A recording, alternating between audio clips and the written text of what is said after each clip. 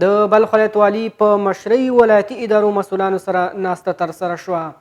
په دې ناسته کې دولتي ادارو استازو خپلو فعالیتونو او شته ستونزو په هکله معلومات وړاندې کړل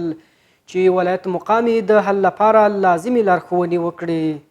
په دې غونډه کې د بلخ ولایت والي مولوي قدرت الله ابو حمزه د دولتي ادارو د خدمتونو د وړاندې کولو پر څرنګوالي خبرې وکړې. هغه همداشان د خپلو خبرو پر مهال وویل چې د دولتي ادارو مسؤلین باید په هره اداري غونډه کې د خپلو کارکړنو، فعالیتونو او همدارنګه په ادارو کې د شته ستونزو په اړه معلومات وړاندې کړي ترڅو د هغوی شته ستونزو ته رسیدنه وسي. د مزار شریف ښاروال مولوي قدرت الله طارق د خپل د وروستیو اداري کارکړنو، فعالیتونو او همدارنګه په دې ولایت کې د پراختیايي پروژو په اړه بشپړ توضیحات وړاندې کړ. په همدې حال کې د بلخ ولایت د ملي راډیو تلویزیون امیر صبغت الله عمري د دغې رسنۍ د نشراتي فعالیتونو په اړه توضیحات وړاندې کړ او ویل چې د افغانستان د اسلامي امارت له اصول او پالیسۍ سره سم خپرونې او نشرات خپروي. د بلخ ولایت د عامې روغتیا رئیس ډاکټر نجیب الله توانا په دې ولایت کې د خپل د روغتیايي خدمتونو او همدارنګه په دغه روغتون کې د شته روغتیايي امکاناتو په ځانګړي توګه د وړیا درملو شتون او د ناروغانو لپاره د اسانتیاوو د برابرولو په هکله